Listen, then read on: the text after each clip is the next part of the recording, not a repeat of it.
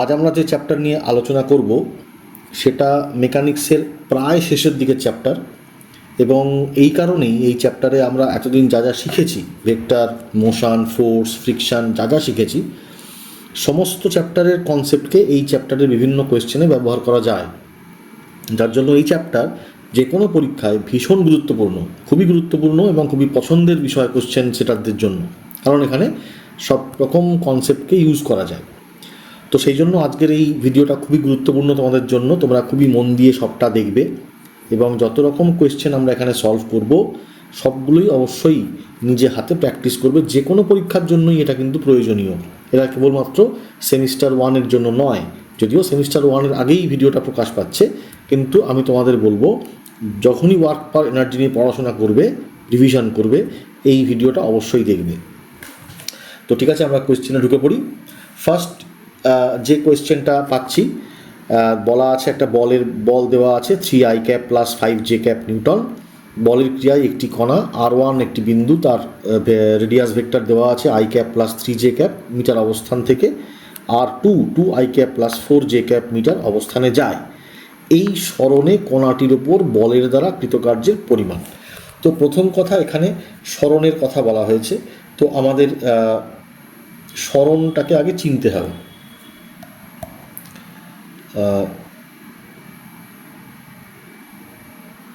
সরণ, এই সরণে বলা হয়েছে, ঠিক আছে।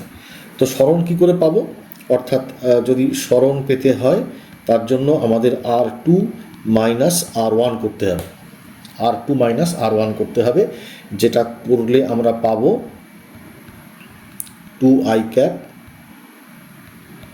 Plus 4j cap minus i cap, না এটার জন্য আমরা পাবো হচ্ছে, সরি ভুল করলাম, 2i cap plus 4j cap, r2 minus r1 i cap plus 3j cap, অর্থাৎ যেটা পাবো আমরা সেটা হলো i cap plus 2j cap.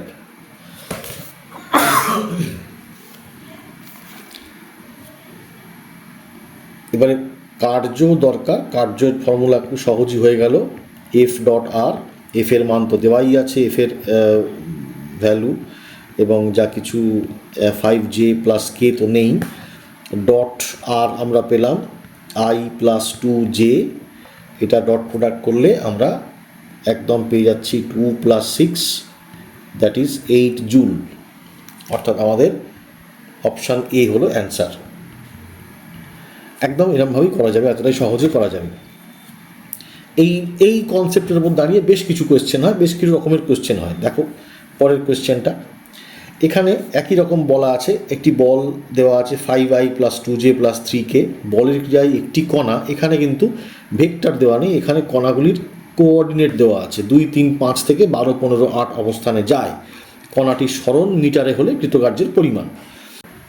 এই কোয়েশ্চেনে দেখো, যেমন এখানে বলের মান দেওয়া আছে, কিন্তু রেডিয়াস ভেক্টরের বদলে দুটি কণা দেওয়া আছে, অর্থাৎ এই দুটি কণা থেকে আমাদেরকে, মানে আমরা যদি মনে করি এটা x1 y1 z1, এই x2 y2 z2, অর্থাৎ এই দুটি কণার অবস্থান থেকে আমাদের যেটা সরণ ভেক্টর সেটা ক্যালকুলেট করতে হবে, যেটা আমরা করব x2 minus x1 i cap plus y2 minus y1 j cap plus z2 minus z1 k cap. তো x2 minus x1 12 minus 2 i cap plus 15 minus 3 j cap plus 8 minus 5 k cap, অর্থাৎ সেখান থেকে আমরা পাচ্ছি 10i cap plus 12j cap plus 3k cap. এইভাবে আমরা প্রথমে পেয়ে গেলাম সরণ ভেক্টর।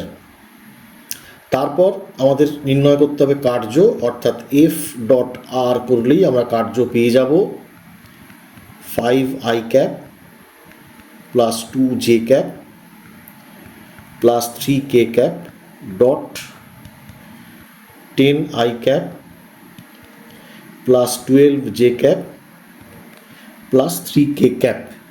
ওকে, এই দুটো থেকে যদি আমরা কার্য ক্যালকুলেট করি তো পাবো 50 প্লাস 24 প্লাস 9, যেটাকে অ্যাড করলে আমরা পাবো 83 জুল, অর্থাৎ অপশান সি হলো আমাদের অ্যান্সার। ঠিক আছে, পরের কোশ্চেনটা দেখি।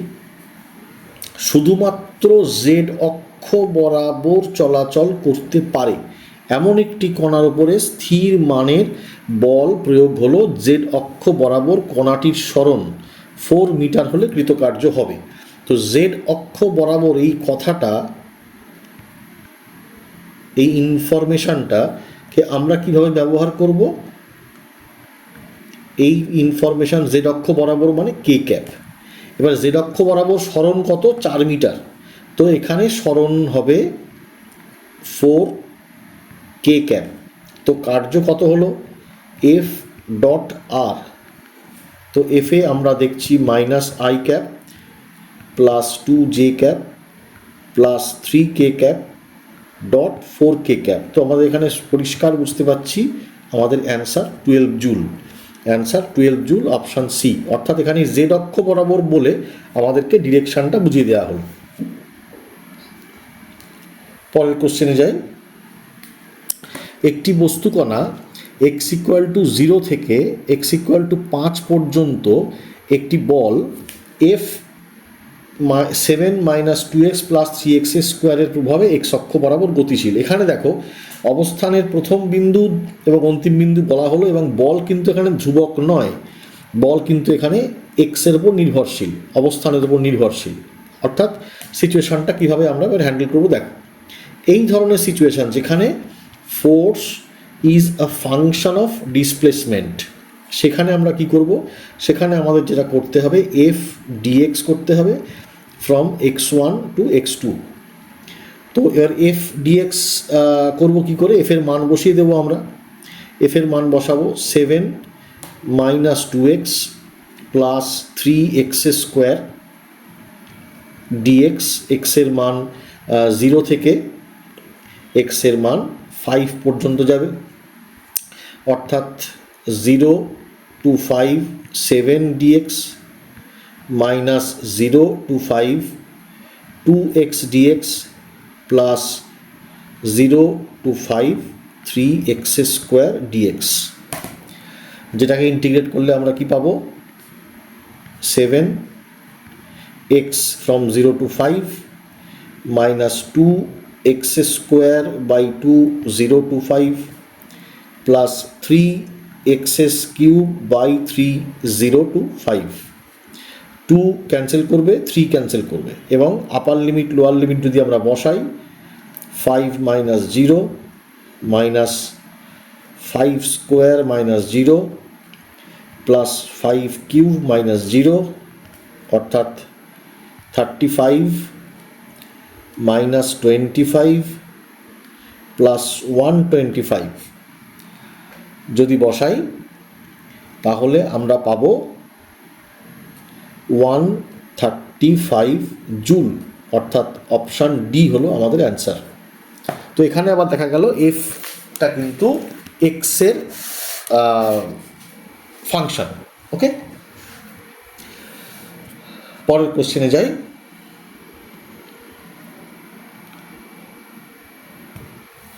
এখানে দেখো কি দেওয়া আছে, এফ যদি 1 + 2x i ক্যাপ হয়, এর ক্রিয়ায় কণা 2,3 থেকে 3 to 1 অবস্থানে গেলে কৃতকার্যের মান হবে। ওকে, তো এখানে দেখো এফের মান কি দেওয়া আছে?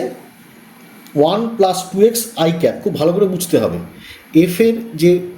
এফের যা মানে এফকে যেভাবে এক্সপ্রেস করা হয়েছে 1 + 2x i ক্যাপ, অর্থাৎ এফের কেবলমাত্র এক্স কম্পোনেন্ট বা এক্স উপাংশকে আমরা দেখতে পাচ্ছি। ঠিক আছে, অর্থাৎ আমাদের এখানে যদিও কণার অবস্থানে এক্স ওয়াই জেড তিনটেই দেওয়া আছে, কিন্তু ওয়াই এবং জেডের দিকে এক্সের কোনো রকম ভূমিকা নেই।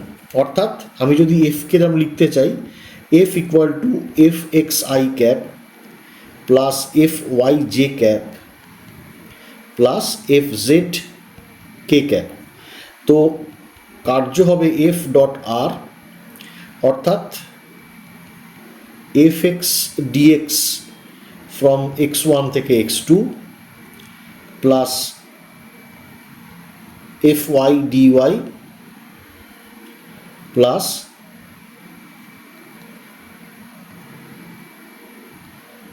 F Z DZ.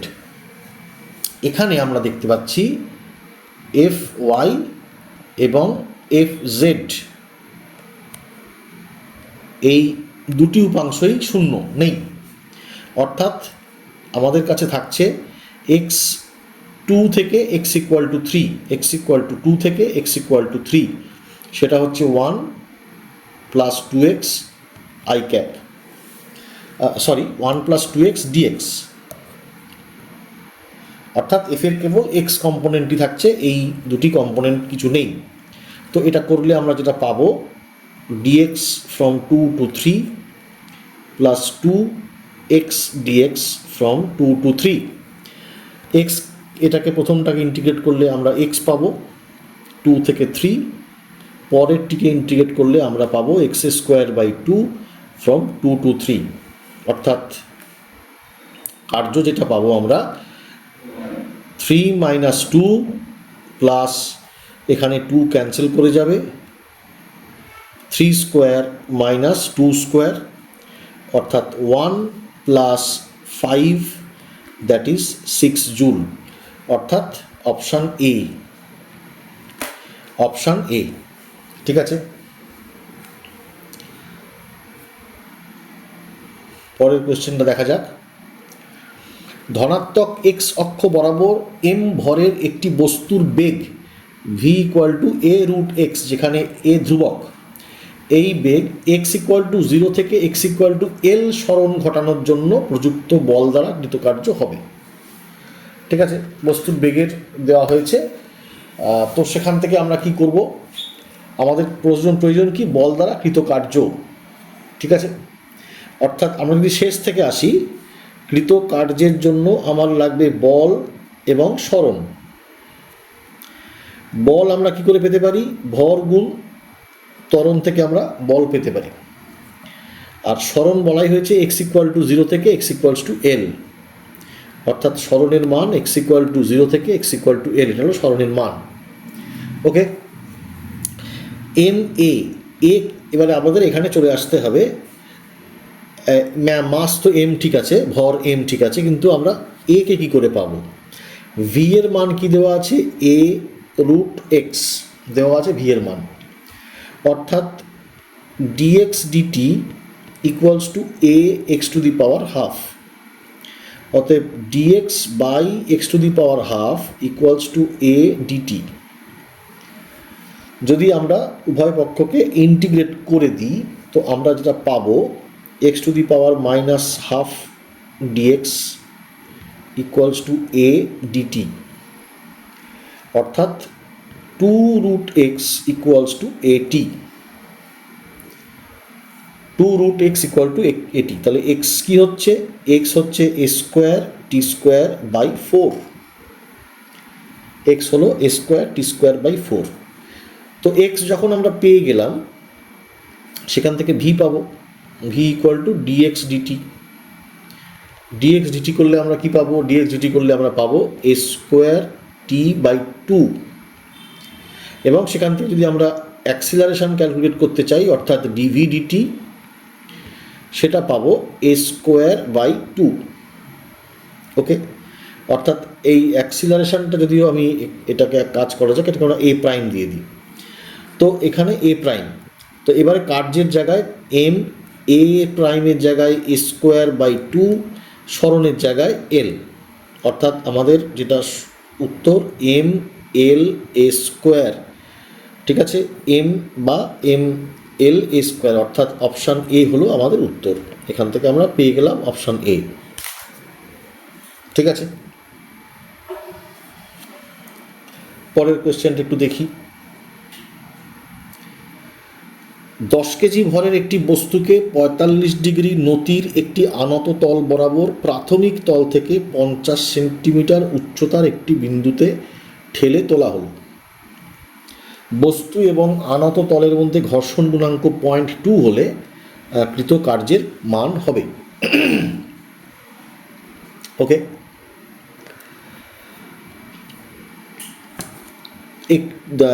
নতির 45 ডিগ্রি নতির একটি আনত তল বরাবর প্রাথমিক তল থেকে 50 সেন্টিমিটার উচ্চতা। এই প্রাথমিক তল থেকে 50 সেন্টিমিটার উচ্চতা, এইটা একটু আমি ভাবতে বলছি। 45 ডিগ্রির আনত তল আমরা তো বুঝতেই পারছি, 45 ডিগ্রির আনত তল।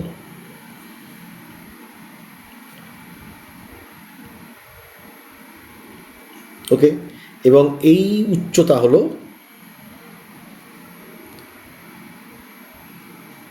50 সেন্টিমিটার।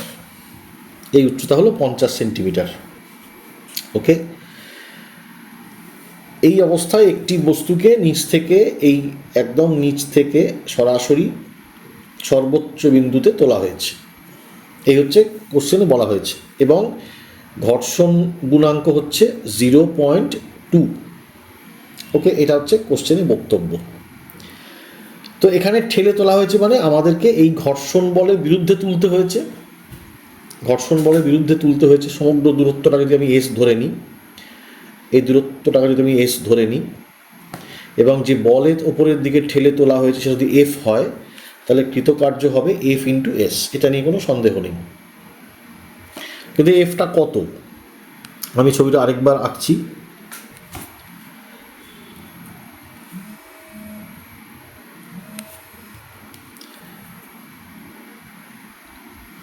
যখন এটাকে ওপরে তোলা হচ্ছে, এস দূরত্বে তোলা হচ্ছে এবং এফ বলে তোলা হচ্ছে, তার মানে নিচের দিকে দুটি বল কাজ করছে। কী কী বল কাজ করছে? একটা ওজনের উপাংশ mg সাইন থিটা কাজ করছে, আরেকটি ঘর্ষণ বল কাজ করছে mu mg cos theta.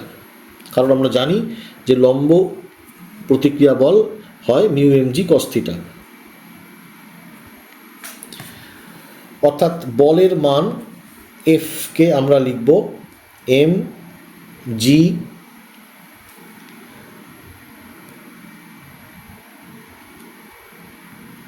Sign theta plus mu cos theta, এবং কার্য হবে এফ ইন্টু এস। এবার দেখা যাক এস এর সঙ্গে এস এর কোনো ইনফরমেশন দেওয়া নেই। এস এর সাথে এইচ এর কোনো সম্পর্ক আছে কি না?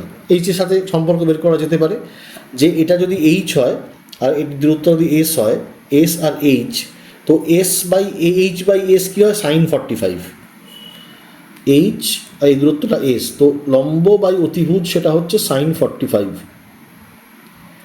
তো S equals to H by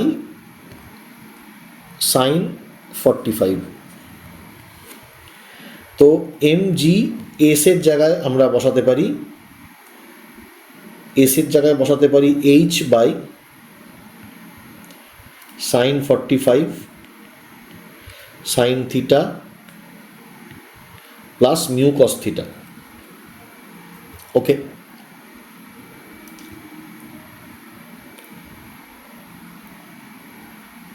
এবং সাইন থিটা তো 45 ডিগ্রি হবে, অর্থাৎ mgh sine 45 by sine 45 plus mu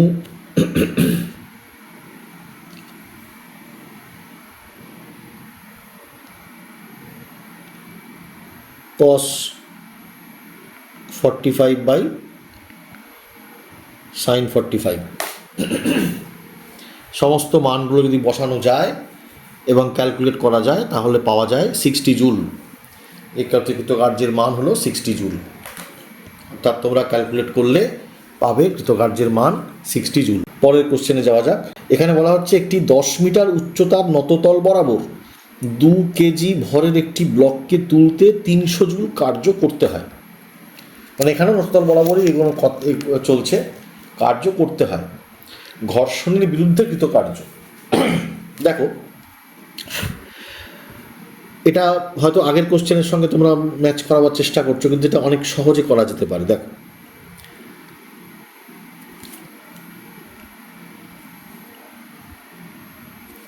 ধরা যাক এইটা হলো সেই নততল, 10 মিটার উচ্চতা, অর্থাৎ এই উচ্চতা হলো 10 মিটার। 2 কেজি ভরের ব্লককে এই ওপরে তোলা হয়েছে। তো যদি আমরা সরাসরি একটা 2 কেজি ভরের ব্লককে এই উচ্চতা থেকে এই 10 মিটার উচ্চতায় তুলি, সেটা নততল দিয়েই তুলি বা সরাসরি তুলি, যেভাবেই তুলি না কেন, উচ্চতা যদি সেম থাকবে তাহলে এখানে তার সঞ্চিত শক্তি কত হবে? mgh, অর্থাৎ এম এর মান হচ্ছে 2 কেজি, জিকে আমরা 10 ধরলাম, এইচকেও আমরা 10 ধরলাম, অর্থাৎ দুটো ক্ষেত্রেই তার ভেতরে সঞ্চিত শক্তি হবে 200 জুল। ওকে, এই 2 নম্বর সিচুয়েশানে যেটা বাহ্যিক যে বল দ্বারা কৃতকার্য হচ্ছে, ফোর্স যে ওয়ার্কডানটা করছে, বা যেটা বলা যেতে পারে বাহ্যিক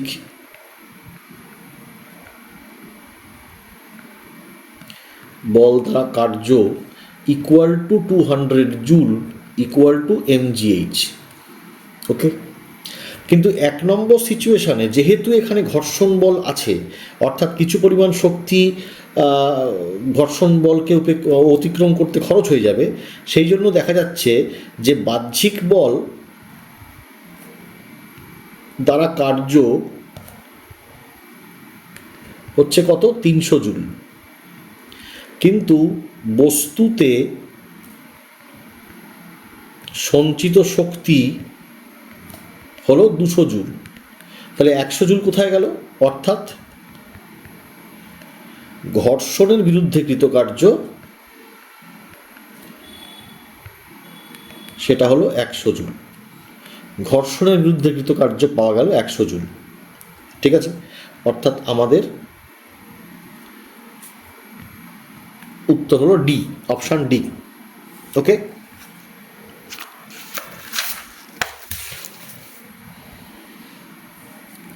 পরের কোশ্চেনটা একটু দেখি। পরের কোশ্চেনে বলছে একটি সুষম শিকলের দৈর্ঘ্য এল এবং ভর এম। সুষম শিকল বলেছে, এই সুষম বলার মানেই হলো একক দৈর্ঘ্যে ভর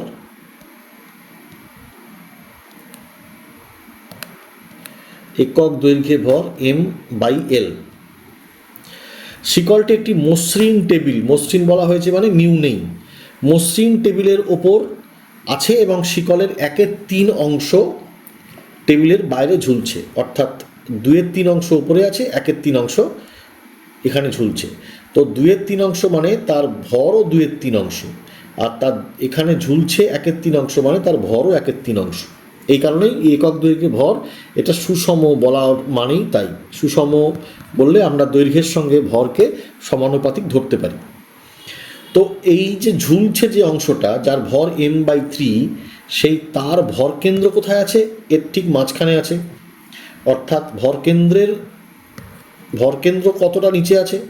ভরকেন্দ্র l/6-এ আছে, l/6 নিচে আছে। এইবার যদি এই পুরো তারটিকে ওপরে তুলে নিতে হয়, অর্থাৎ এই ভরকেন্দ্র এখন l/6-এ ছিল, সেটিও ওপরে উঠে গেল, অর্থাৎ আমরা এখানে যে কার্য করলাম সেটাকে আমরা mgh হিসাবেই লিখব। এম এর জায়গায় লিখব m/3, জি এর জায়গায় 10, এইচ এর জায়গায় লিখব আমরা l/6।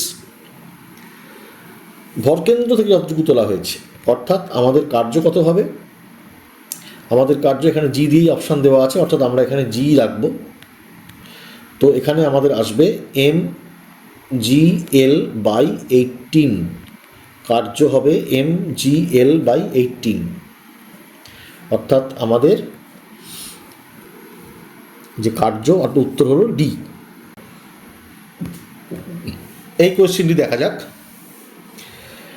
একটি বস্তুকণার স্থিতিশক্তি একটি বলের ক্ষেত্রে U = a/r² - b/r, যেখানে a এবং b ধনাত্মক ধ্রুবক রাশি এবং ক্ষেত্রের কেন্দ্র থেকে কণার দূরত্ব r। বস্তুকণা সাম্যাবস্থায় থাকবে যখন r এর মান হবে। প্রথমত সাম্যাবস্থায় থাকার শর্ত,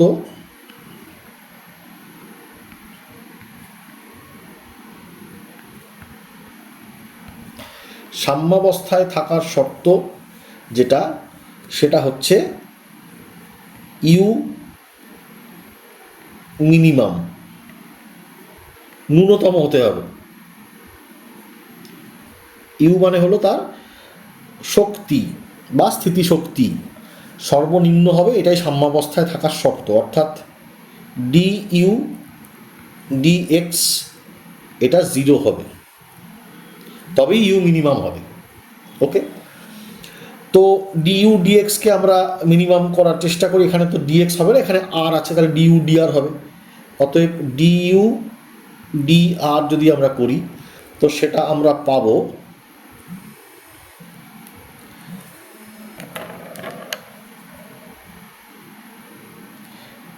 D DR of A by R square minus B by R. অতএব D DR of A by R square minus D DR of B by R. Okay, তো এ যখন যাচ্ছে অর্থাৎ এ বাই আর স্কোয়ার, তো সেটা আমরা পাবো 2a by R cube, 2a by R cube minus B by R square. এটা হলো ডিইউ ডিআর। সাম্যাবস্থায় থাকবে যখন ডিইউ ডিআর ইকুয়াল টু 0 হবে। তো ডিইউ ডিআর ইকুয়াল টু 0 মানে 2a by R cube minus equal to B by R square. তো R square কেটে গেল, ক্যান্সেল করে গেল। সো আর এর মান যেটা আমরা পেলাম সেটা হলো 2a বাই বি। অর্থাৎ এই মানের জন্য ওই কণাটি সাম্যাবস্থায় থাকবে। ঠিক আছে,